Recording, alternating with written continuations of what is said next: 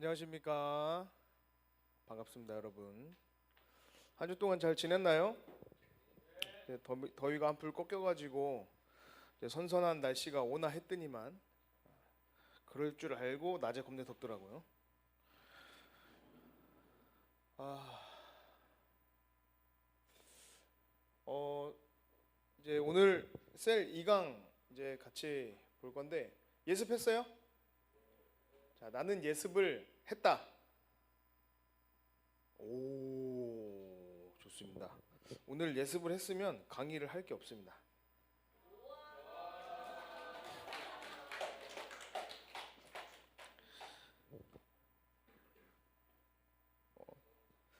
되게 그래서 간단합니다.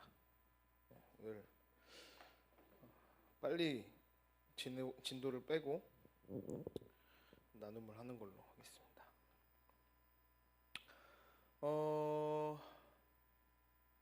여러분이 예수님을 믿으면서도 항상 기뻐하지 못하는 이유가 무엇일까요? 라는 이제 질문을 책에서 처음 던지고 있죠. 여러분의 책의 34페이지에서 예수님을 믿으면서도 항상 기뻐하지 못하는 이유 뭐 여러 가지가 있겠지만 하나님의 그 은혜를 경험하지 못하는 상태의 삶을 우리가 살고 있어서 그런 것이 아닌가라는 생각을 합니다. 사실 이 삶이라는 게 고통이 따라요. 여러분이 삶을 살아가는 것 자체가 굉장히 큰 어려움이 항상 있습니다. 저희 집에 이제 남자아이가 3명이 있는데 첫째, 둘째, 셋째가 다 남자거든요. 근데 얘네가 크는 거 보면은 굉장히 신기해요. 어느 날 되게 아픕니다. 엄청 많이 힘들어해요. 그리고 나서 보면은 키가 이만큼 커 있어요. 그러니까 한 번 아프고 나면은 살이 빠지면서 키가 막 이만큼씩 큽니다. 되게 신기하죠. 근데 그 과정은 되게 피곤해요.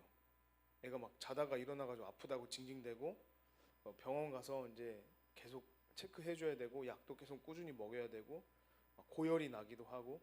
그러니까 부모 입장에서는 아이가 아픈 것 자체는 되게 힘들고 피곤한 일인데 아이 입장에서 보면 그걸 경험하면 아이가 굉장히 크게 성장을 하죠.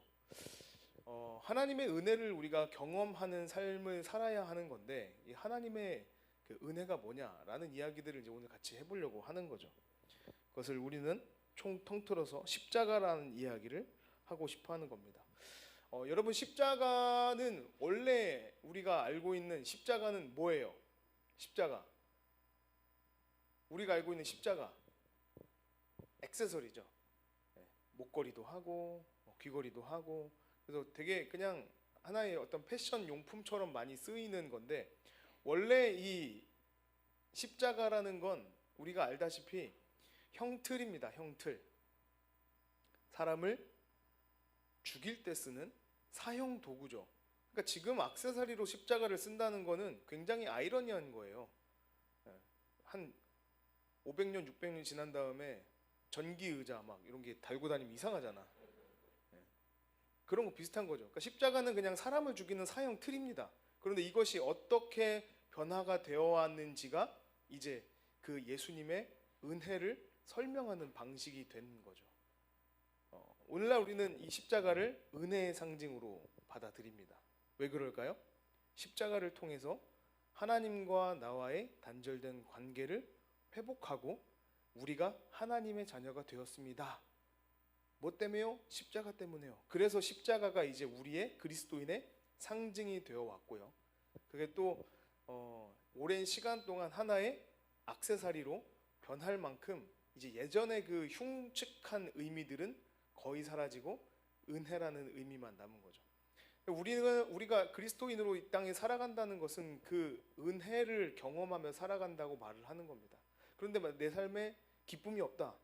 내가 그리스도인으로 살아가는데 전혀 삶에 즐거움이 없다. 그거는 하나님의 은혜를 경험하지 못하고 사는 그 십자가가 전혀 내 삶과 무관한 삶을 살고 있는 형태가 되어버렸기 때문인 겁니다. 1번에 보면요. 제자의 길 이렇게 나왔어요. 예수님이 말씀하신 제자의 길은 자기 십자가를 지는 것입니다. 여러분 오늘 암송 구절 뭐죠? 우리 자기 십자가를 지고 나를 따를 것이니라. 예수님이 가신 그 길이요, 죽음의 길이죠. 예수님이 십자가 메고 어디 가셨어요? 골고다 언덕을 올라가시죠. 그리고서는 십자가 세워가지고 거기에 스스로 매달리시는 거잖아요. 그리고 거기서 돌아가시죠. 자, 여러분이 예수 그리스도를 믿는다는 건 이겁니다. 여러분이 여러분의 십자가를 지고 어디 가겠어요? 십자가 지고 좋은 데 가겠어요? 전기 의자에 앉아가지고 좋은 데 가겠어요? 클럽 갑니까? 아니잖아요. 십자가 맸으면 어디 가요? 골고다 언덕 가는 거예요. 오늘날의 많은 그리스도인들이 십자가를 지고 자꾸 이상한 데 가려고 그래요. 좋은 데 가려고 그래. 그럼 십자가는요, 좋은 데 갈 수 없어요. 그거는 낙인입니다. 낙인. 죄인이라는 낙인이에요. 죽음의 상징입니다. 근데 오늘날의 그리스도인들은 자기가 십자가를 진다라는 의미를 약간 힘들고 어려운 역경을 극복하는 정도로 인식을 해요. 잘 살 수 있을 거라 믿는 거예요. 복 받을 거라는 생각을 먼저 하는 거죠. 근데 아닙니다. 십자가를 지고 따라간다는 건 죽는다는 의미예요. 내가 죽겠다. 그러니까 여기 앉아 있는 여러분은 이제 우리가 정확하게 인식합시다. 성경이 말하고 있는 십자가를 지고 나를 따르라 하는 표현은 죽겠단 말입니다. 어디에도 예수를 믿고 온전하게, 평안하게, 즐겁게 살 수 있다라는 말은 제가 거짓말 안 하고 없어요. 예수님을 따른다는 말은, 이 제자가 된다는 말은 죽겠다라는 뜻입니다. 그러니까 여러분 잘 고민해야 돼요. 아직 안 늦었잖아요, 그죠?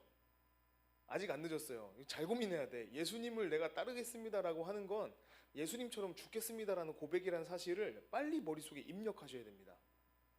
그리고 나는 그렇게 못 살 것 같아. 난 예수님 믿는 게 내 삶과 안 맞아. 나는 그렇게 살 수 없어.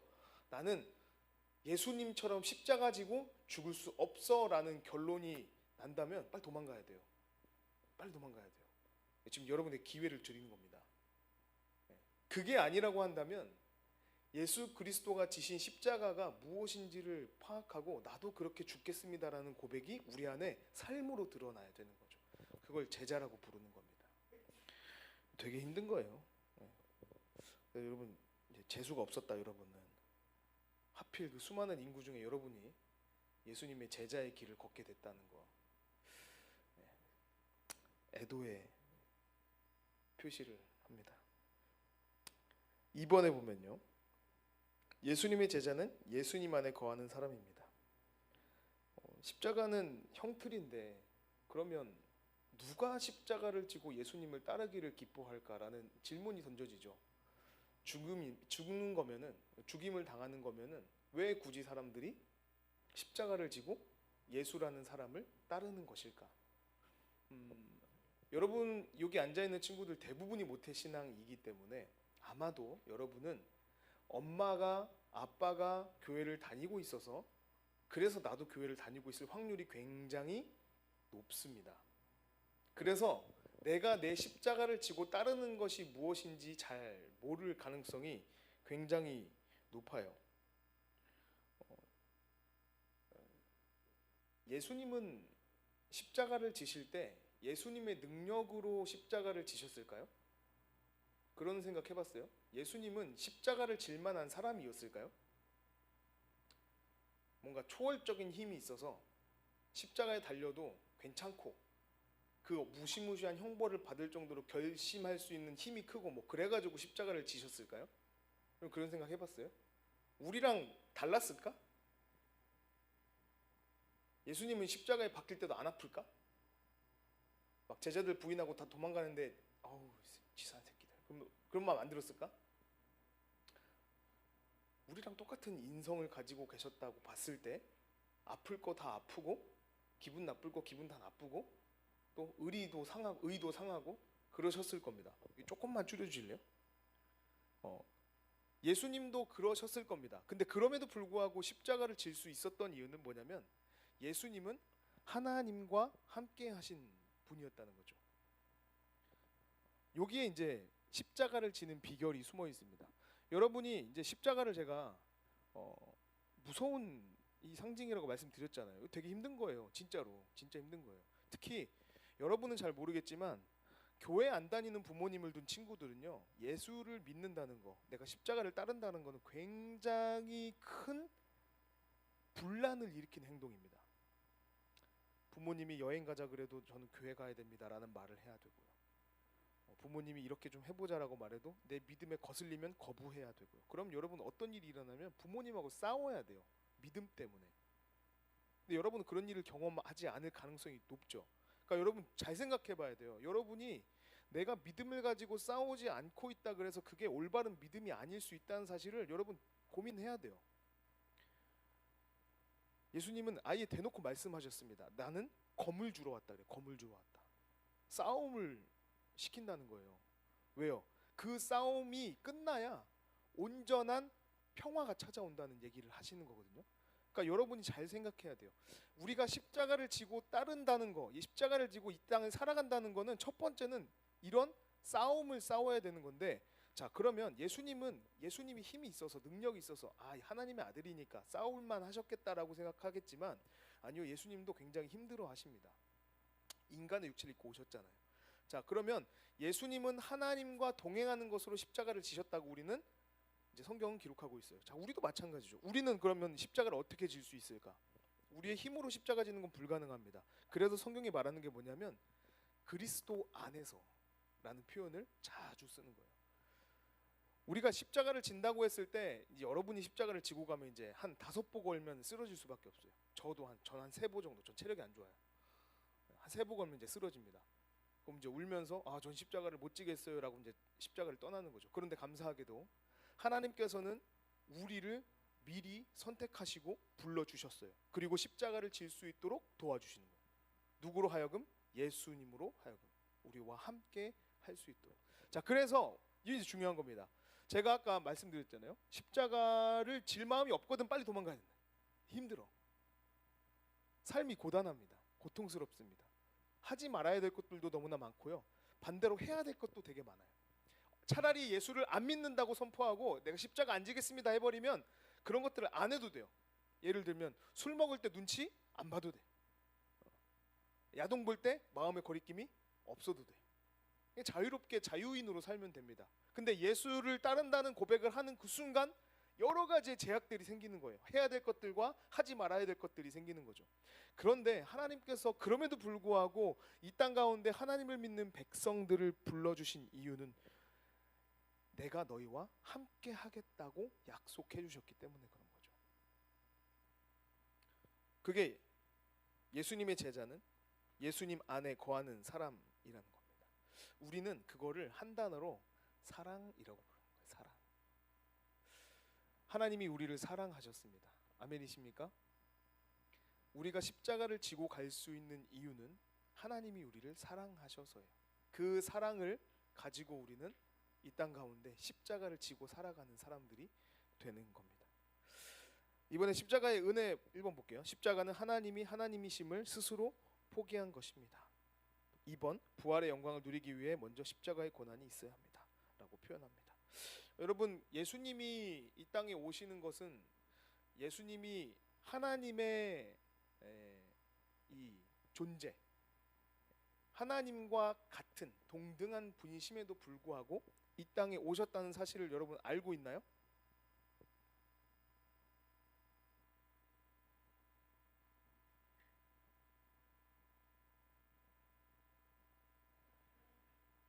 알고 있어요? 자 그러면 이제 질문 한번 해볼게요. 하나님과 예수님이 동등하다라는 건 어떤 표현일까요? 어떤 의미입니까?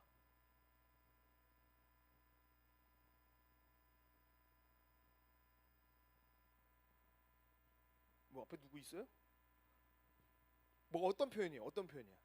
하나님과 예수님이 동등하다는 건 어떤 표현입니까? 무슨 얘기를 하고 싶은 거예요? 예수님은 하나님이다 아니다? 하나님이다. 존재적으로 하나님이신 거죠. 뭐 이게 완벽하게 맞지는 않겠지만 이런 겁니다. 하나님은 하나님이에요. 그죠? 하나님은 우리 이제 교리 교육할 때 하나님의 성품을 이어갈 때 3가지를 꼭 외우라고 말합니다. 뭐 외우죠? 무한하시고 영원하시고 불변하시고. 이게 하나님의 속성이라고 부르는데 하나님은 존재적으로 우리와 같지 않으신 분이거든요. 무한하시고 영원하시고 불변하시다. 그러면은 예수님은 하나님과 같다라고 했을 때 예수님은 어떤 속성을 갖고 있어야 돼요? 무한하시고 영원하시고 불변하신 한 하나님이신 거죠. 그러니까 예수님은 그런 분이에요. 무한하시고 영원하시고 불변하신 분입니다. 자, 그런데 그에 반대되는 존재가 있어요. 뭡니까? 인간이죠. 인간은 무한합니까? 유한하죠. 불변합니까? 하루에도 12번씩 변하죠. 영원합니까? 영원하지 않아요. 하나님이신 예수님이 인간이 된다는 것은 하나님이길 포기하는 거예요. 이거를 성육신이라고 부릅니다. 하나님이 인간이 되신 거죠.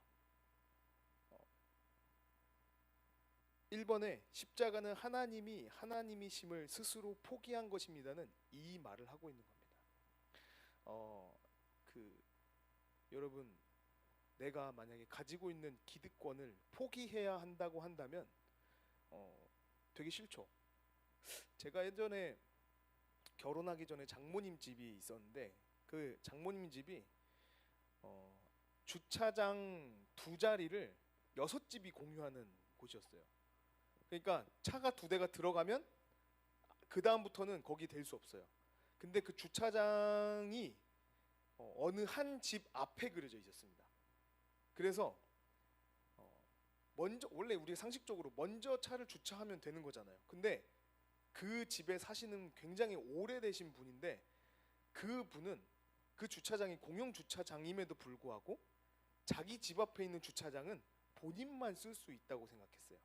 그래서 제가 한번 차를 댔는데 막 빼라는 거예요. 그 앞에 자리가 있는데 막 빼라는 거예요. 그래서 왜 자리를 빼야 되죠? 그랬더니 여기는 자기 주차장이라는 겁니다.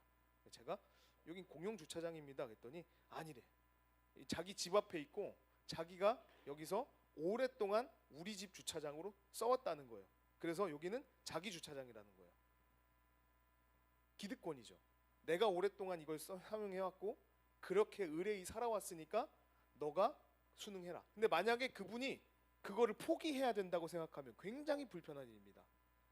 인간은 그런 기득권 하나도 포기하는 걸 힘들어요. 근데 하나님이신 예수님이 자기의 무한하시고 영원하시고 불변하신 그 성품을 포기하시고 하나님으로서의 그 영광을 포기하시고 이 땅의 인간으로 무한하지 않고 영원하지 않고 또 가변적이긴 한 인간의 육체에 오셨다는 사실, 이것이 십자가가 처음 우리에게 보여주는 사실입니다. 예수님은 하나님이 하나님이심을 스스로 포기하셨습니다. 2번에요. 부활의 영광을 누리기 위해서 먼저 십자가의 고난이 있어야 합니다. 부활하려면 죽어야 된다는 뜻입니다. 여기서 이제 우리가 고민해야 될 게 생겨요.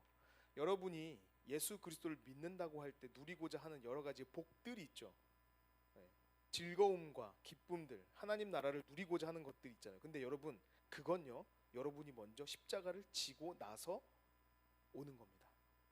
내가 예수 그리스도를 위하여서 죽겠습니다라는 고백과 그 삶의 증거들이 나타날 때 그 복이 여러분에게 있는 거예요. 그것 없이 나는 그냥 예수를 믿음으로 오는 여러 가지 유익을 누리고 싶습니다라고 말을 한들 그런 일은 일어나지 않습니다. 죽어야 부활이 있는 거예요. 죽지 않고는 부활이란 말을 쓸 수 없는 겁니다. 이해되죠? 13번 보세요. 십자가의 본질, 십자가는 죽는 것입니다.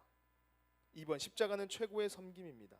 3번, 십자가는 하늘의 미랄이 되는 것입니다. 십자가를 대변할 수 있는 말은 죽음이니까요. 그죠? 십자가는 죽는 거니까. 그래서 예수님도 친구를 위하여서 생명을 버리는 것이 최고의 사랑이다라고 말씀하시죠. 그것을 몸소 실천하는 게 십자가인 거예요.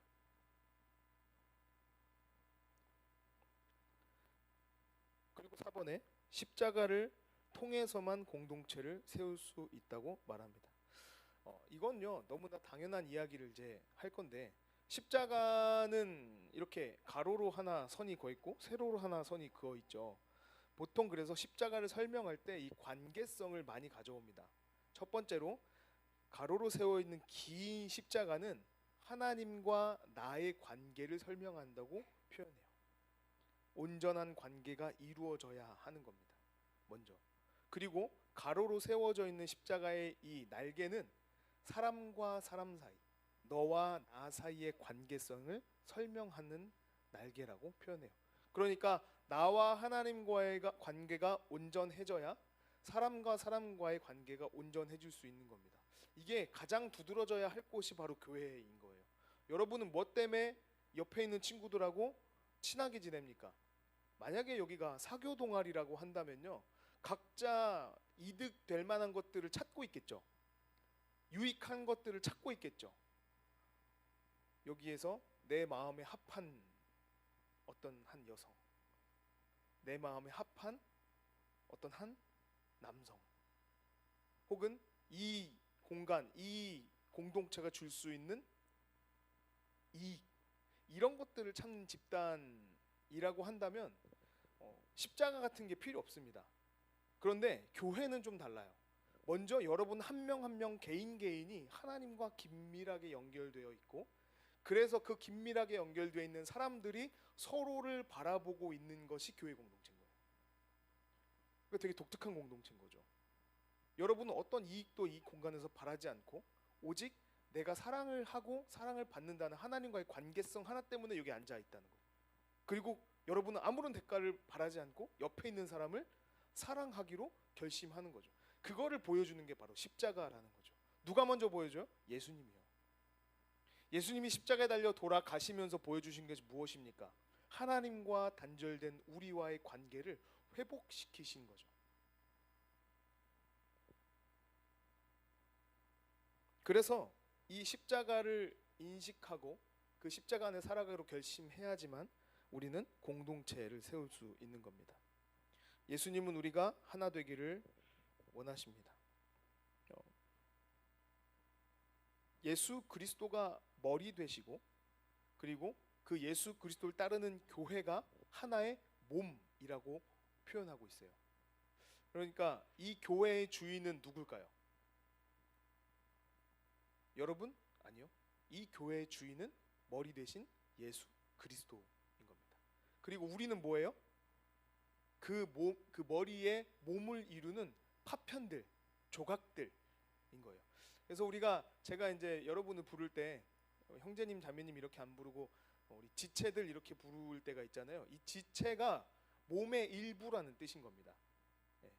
그래서 우리 청년부 지체 여러분, 지체들 뭐 이렇게 부를 때 예수 그리스도를 머리로 하는 한 공동체를 여러분에게 이제 한 지체 이렇게 표현하는 겁니다.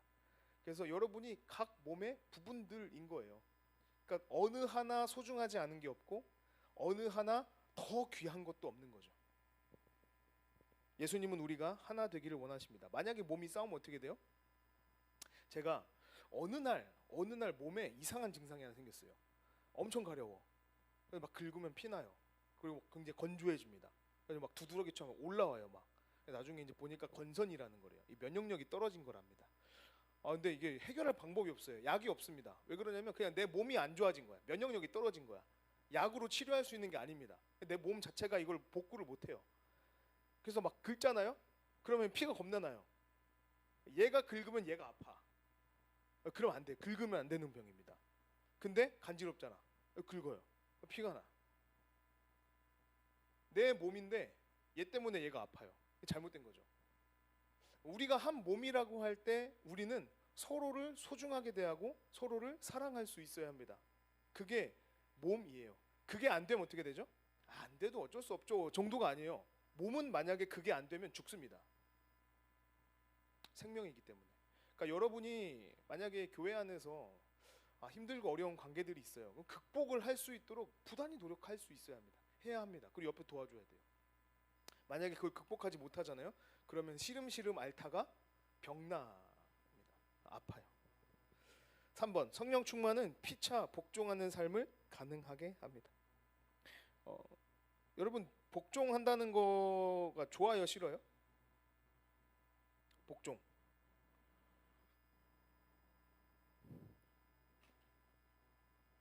좋아요? 저는 복종이라는 말은 일단 거부감이 들어요. 내 의지가 없는 것처럼 느껴지잖아요. 그런데 제가 이거를 되게 좋아하게 된 계기가 있습니다. 뭐냐면 사랑에 대한 설명을 쭉 읽는데, 우리 교리 공부하면서 사랑에 대한 설명을 쭉 읽는데 기가 막히게 표현해놨더라고. 내가 상대방의 성품에 감동되어서, 그 사람이 나에게 해준 것과 그 사람의 말과 그 사람의 태도에 내가 감동되어서 자발적으로 복종하는 것, 이것이 사랑입니다 라는 표현이 있어요. 저는 이걸 읽는데요, 너무 마음이 뜨거워졌어요. 왜냐하면 제가 제 아내를 바라봤을 때, 제가 아내에게 무언가를 요구하거나 그 아내가 내가 요구한 걸 잘 들어줘서, 혹은 제가 가지고 있는 어떤 기준의 아내가 합격점을 받거나 부합해서 아내를 사랑한다? 아니거든요. 저는 그저 아내가 가지고 있는 그 성품, 그리고 저에게 해주는 아내의 어떤 태도들이 고마운 거예요. 그래서 아내가 저한테 내가 이렇게 해줄 테니까 앞으로 당신은 내 말에 복종하도록 해, 알겠지? 라고 말하지 않아요. 그럼에도 불구하고 저는 아내가 말하는 것 이상의 것을 하려고 부단히 노력합니다. 부단히. 그러니까 스스로 복종하기를 택한 거죠. 이게 뭐라고요? 사랑. 여러분이요, 하나님의 말씀을 지키려고 부단히 노력하고, 혹은 죄를 짓지 않으려고 부단히 노력하는 건 되게 힘든 일입니다. 여러분, 어제 야동 본 사람, 지난주에 야동 한 번도 안 본 사람,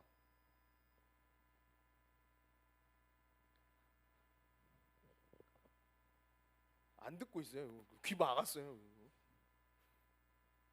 나는 지난주에 죄를 하나도 안 짓고 살았어요. 하나님이 기뻐하실 만한 삶을 살았어요. 나는 하나님 앞에 떳떳한 삶을 살았어요. 제가 볼 때 여기서 손들면 그 사람 거짓말쟁이입니다. 그럴 수 없어요. 저 또한 하나님 앞에 부끄럽고요, 하나님 앞에 모자란 것 투성이에요. 그러니까 하나님 앞에 죄를 안 짓고 산다, 이거 불가능하게 가깝습니다. 우리가요, 하나님을 만족시키는 삶을 살기 위한 가장 적합한 방법은 하나님을 사랑하는 거예요. 사랑하도록 노력하는 거죠. 하나님을 사랑하도록 노력하기 시작하면 하나님이 원하시는 대로 살게 되는 겁니다. 이거는 연인 관계도 마찬가지예요. 여러분 연애 해보면 알잖아요. 연애 해보면 대번 이제 드러나죠. 상대방이 원하는 걸 하는 사람이 더 사랑하는 겁니다. 만약에 나는 일주일에 5번 보고 싶은데 저 사람은 나를 일주일에 1번 보고 싶어해. 그럼 5번 보는 사람이 더 사랑하는 겁니다. 맞아요? 맞아요. 애써 부인하지 마요. 그게 맞습니다. 똑같이 공평하게 사랑하는 건 불가능해요. 한쪽이 무조건 더 많이 사랑합니다. 당연한 겁니다. 내가 저 사람을 볼 때마다 뭘 사주고 싶고 뭘 해주고 싶어요. 근데 저 사람은 날 볼 때 별로 그런 생각하지 않아. 누가 더 사랑하는 거예요? 더 많이 주고 싶은 사람이 더 많이 사랑하는 거예요. 당연한 겁니다. 자, 이 연장선상에서 볼게요. 어떤 사람이 여자친구 남친구 사귀는데 난 저 행동이 꼴 보기 싫어. 내 사랑하는 사람인데 저 사람의 저 행동이 너무 꼴 보기 싫어. 그래서 말을 합니다. 자기야, 내가 당신을 너무 사랑하는데 그건 좀 안 했으면 좋겠어 라고 말할 수 있죠? 있어요? 못하면 잘못된 관계예요. 말할 수 있어야 됩니다. 자, 말할 수 있죠? 말하는데 상대방이 듣고 뭐 그런 걸 가지고 그렇게 불편해하냐? 그냥 잘생긴 대로 살아야 돼 라고 말하면 사랑하는 겁니까? 맞아야 되는 겁니다. 그건. 만약에 내가 사랑하는 사람이 나에게 어떤 요구를 했을 때 정말 사랑한다면 당연히 수용하고 들어주고 완벽하게 한 번에 고쳐지지 않는다 하더라도 노력을 하겠죠. 그게 사랑인 겁니다. 무언가를 요구받았으면 하려고 노력하겠죠. 마찬가지예요. 하나님이 우리에게 말씀하실 때 너 이거 안 하면 죽어라는 의미로 우리에게 하나님의 말씀대로 살아라라고 요구한 게 아니라는 사실을 여러분 깨닫길 바래요. 하나님이 원하시는 건 뭐냐면 너 나랑 사랑의 관계에 머물렀으면 좋겠어. 나 널 위해서 이렇게 많이 준비했거든. 너 한번 볼래? 하고 성경 66권에 그 얘기를 잔뜩 써놨단 말이야. 그런데 우리는 추상적인 사랑을 하고 있는 거야. 하나님의 사랑이라는 말은 어디서 들었어. 어릴 때부터 교회를 다녀서 듣긴 들었어. 교회에 나와서 하나님 저 사랑합니다라는 고백을 하긴 해. 그런데 실제적으로 나는 하나님의 사랑이 뭔지 전혀 몰라. 그냥 하나님의 사랑이라는 게 있고 하나님의 사랑하신다는 것만 아는 거지 나는 하나님을 사랑해 본 경험이 없어요. 어떻게 할 수 있어요? 하나님이 원하시는 대로 살려고 노력해 본 적이 없는 거죠. 그저 죄 안 짓고 거룩한 어떤 흠없는 삶을 살려고 노력한 거지 하나님을 만족시키기 위해서 살아본 경험은 없는 거예요. 오늘날의 그리스도인들 중에 그런 사람들 되게 많아요. 추상적인 그리스도인. 뭔지 모르는데 그냥 하고 있어요. 찬양의 대상이 누군지 모르는데 그냥 찬양하고 있어요. 말씀을 듣고 어떻게 살아야 되는지 모르는데 그냥 말씀을 듣고 있어요. 그리고 삶으로 돌아가서는 전혀 상관없는 삶을 살다가 또 주일이 되면 습관적으로 교회에 오는 거죠. 안 나오면 마음이 불편하니까. 그런 그리스도인들이 굉장히 많아 지금 이 시대에. 여러분도 스스로 점검해 봐야 돼요. 내가 교회에 나와서 하나님 말씀을 들었다고 했을 때 그것은 여러분의 어떤 안정감이나 만족도를 채우기 위해서가 아니라 사랑의 관계 속에서 해석이 되어야 되는 부분인 거예요. 내가 하나님을 정말 사랑해서 이 예배를 통하여서 그분과 함께 다시 한번 교제하고 우리가 한 공동체로서 주님을 만나는 이 시간이 나에게 소중할 수밖에 없다는 걸 고백하고 있는가? 그것이 나에게 정말로 와닿고 있는가? 그게 복종인 거죠. 5번 우리가 져야 할 십자가. 1번 자기를 부인하는 것입니다. 2번 자기를 포기하는 것입니다. 3번 자기를 죽이는 것입니다. 세 가지가 표현은 다르지만 다 같습니다. 여러분의 정욕을 이기는 겁니다. 욕심을 포기하는 겁니다. 내가 받을 영광이 하나님 것임을 고백하는 겁니다. 십자가를 진다는 건 그런 거예요. 예수님이 이 땅에 오셔서 우리를 위하여 죽으셨듯이 영광의 그 자리를 포기하시고 하나님과 동등됨을 취하지 아니하시고 우리에게 오셔서 종 노릇 하셨던 것처럼. 6번에 생명을 누림. 죽고자 하는 사람은 살고 살고자 하는 사람은 죽습니다. 어서 많이 들은 표현이죠. 네. 이걸 우리는 원리라고 부릅니다. 신앙도 마찬가지인 거죠. 예수 그리스도가 십자가를 지고 죽으셨을 때 하나님께서 어떻게 하세요? 다시 살리시죠. 부활시키시죠. 우리도 마찬가지예요. 우리도 십자가를 지면 너무나 힘들고 고통스럽고 다 죽고, 여러분 십자가를 지면 죽는 건 맞아요. 네. 그런데 죽어야 되는 거예요. 왜요? 그래야 다시 사니까. 다시요. 십자가를 지고 죽는 게 맞는 거예요. 안 죽으려고 발버둥 치면 부활이 없는 거예요. 저 사입이 아닙니다. 진짜예요. 그러니까 여러분이 그 영광의 고난에 참여하기를 원하고 바라야 된다고 말을 하고 싶은 거예요. 내가 삶을 살면서 여러분 요즘에 청년들 가운데 정말 너무 시해준 문화가 이제 주류 문화입니다. 술 마시는 게 너무 이제 우스워졌어. 아이 목사님이 저렇게 말해도 뒤로는 다 술 마시고. 여러분 술 마시면 지옥 안 가요. 이거는 이제 더 말하면 입 아프죠. 그런데 여러분이 술 마시는 걸 보고 다른 사람이 실족하잖아요. 그건 죄예요. 그러니까 술 마시는 걸 너무 간단하게 생각하더라고. 여러분 이게 뭐냐면 우리의 신앙의 태도가요, 십자가를 진다는 건요 여러분 가볍지 않다는 겁니다. 그렇게 그냥 설렁설렁 그냥 할 수 있는 거 대충대충 하면서 할 수 있는 게 아니라는 거예요. 여러분의 그 삶의 태도가 누군가에든 그 상처가 됐다 그럼 여러분 그건 책임져야 되는 겁니다. 여러분 십자가는 굉장히 무거운 거예요. 큰 책임이 따르는 겁니다.